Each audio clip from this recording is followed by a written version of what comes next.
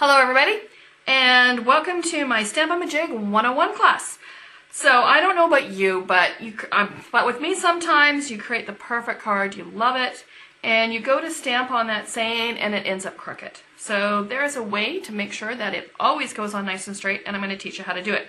We're going to use this little card. This is a card that I created straight out of the new 2010 Stampin' Up! Catalog and Idea book. It's a great place to go to get some ideas, and this is what we're going to work with today. But what I'm going to show you is the Stamp-a-ma-jig. When you order your Stamp-a-ma-jig, you're going to get this, which is called the imaging sheet. Now the one side is smooth, and that's the side that you're going to use if you're using your classic inks. The other side is a little bit bumpy, and that's the side you're going to use if you're using your craft inks. So that's the imaging sheet. Then what it comes with is the Stamp-a-ma-jig. So I love this thing, but what I do is I actually take, there's a felt on the back of it, and I peel that off. So I have another one here where I've peeled it off. Yes, you have to be a little bit careful that it doesn't slide when you're using it, but I'm going to show you why I peel it off. When you take, let's get the one that has the felts. So there's my one with my felt. I take my Stamp-a-ma-jig and I move my Stamp-a-ma-jig into my image sheet. In this case, it's ended up over my Stamp-a-ma-jig or my image sheet. So then it may, next time I might use it, it might not be the exact same place. Like this time, nope, still under. So what happens is when I take my one that I've removed the felt for, slide it in, it is not going to go on. It cannot go under my Stamp-a-ma-jig. So I peel it off for that purpose.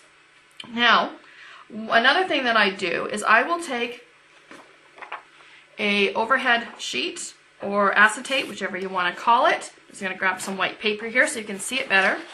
And I take my StazOn and I stamp it with my StazOn onto it. Now let's turn that around so I have it the right direction to me. What you'll notice is I've stamped the word here, get, and that's just so that I know which way the sheet should be up. And then when I stamp my images, I place it where I need to have it, and I stamp it with my StazOn, I have my image. Then I move it for my next image. I move it for my next image. And again, even with the overhead sheet, it does not go under my Stamp-a-ma-jig when I have peeled that felt off of it. Okay, so I'm going to show you how to use it with my card here. So there's my card that I'm going to stamp on my saying with, and I have a happy birthday stamp right here. This is the one that I'm going to use, and it comes from the set on your birthday, and there's 12 cards or 12 stamps in it, so I just love it. So the first thing I'm going to do, again, I'm going to put some white paper underneath just so you can see what's going to happen. So there's my white piece of paper. I'm going to take my Stamp-a-ma-jig, I'm going to line it up to the corner of my imaging sheet. I'm going to ink up my stamp.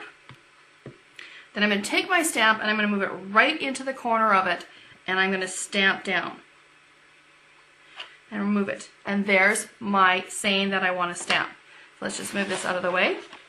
And there's my card. So now what I can do is I can take my card and I can decide where I want my stamped image to end up. So I can have it up here in the corner if I want.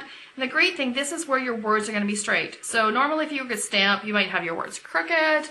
If you want your stamp nice and straight, this is where you're going to do it with. I actually want mine down here in this little spot. So I'm going to make sure and move it till it's straight. Then I'm going to take my Stamp-a-ma-jig. Now remember, I have some cardstock here, so it might be in the way a bit, but it's not. There we go. Perfect. I have it where I want it. I remove my imaging sheet. I ink up my stamp. I move it again right into the groove. And I stamp straight down. I think I just moved it a bit. Let's hope not. And there's my happy birthday. Nice and straight, exactly where I want it. I haven't removed my card. I don't have to start over again because I'm not happy about where it got positioned. So that's with that. Now I'm going to show you some two-step stamping using the Stamp-a-ma-jig. So I have this great stamp set that's called Greenhouse Garden, and I love it. It's got these flowers in it.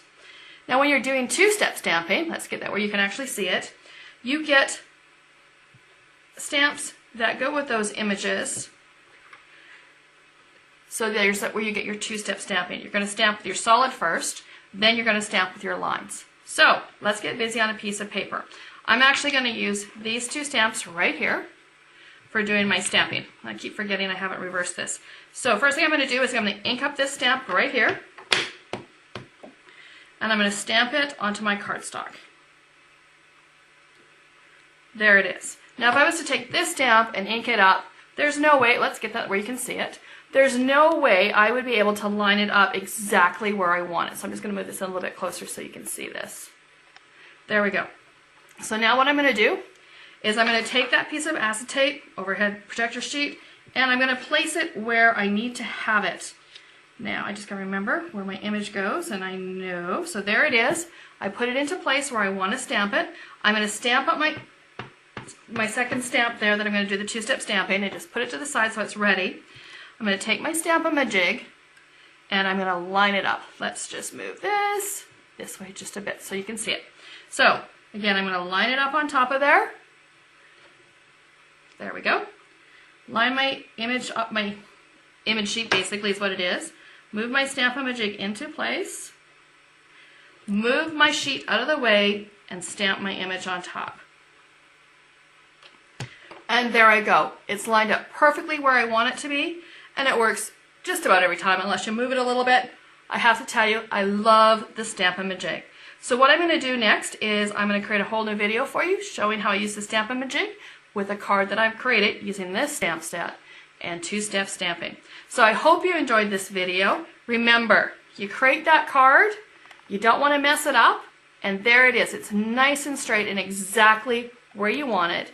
And, whoops, wrong way. You've got your perfect card to give to someone. Again, hope you enjoyed my my Stamp-a-ma-jig 101 class.